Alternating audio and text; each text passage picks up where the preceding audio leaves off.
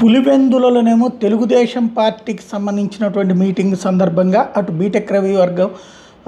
రాంప్రసాద్ రెడ్డి వర్గం, ఎమ్మెల్సీ వర్గం మధ్యన వివాదం తలెత్తడం, పార్సాద్ రెడ్డి వర్గం ఇదంతా ఒక ఇష్యూ నడిస్తే, రెండో పక్కన కర్నూలు స్టేట్ గెస్ట్ హౌస్ దగ్గర బీజేపీ తెలుగుదేశం, మొన్నేమో జనసేన తెలుగుదేశం మధ్యన పాలకొల్లు దగ్గర జరిగిన ఇదే మన పిఠాపురం దగ్గర జరిగిన సంగతి చూసాం. ఇప్పుడు బీజేపీ తెలుగుదేశం మధ్యన స్టేట్ గెస్ట్ హౌస్ దగ్గర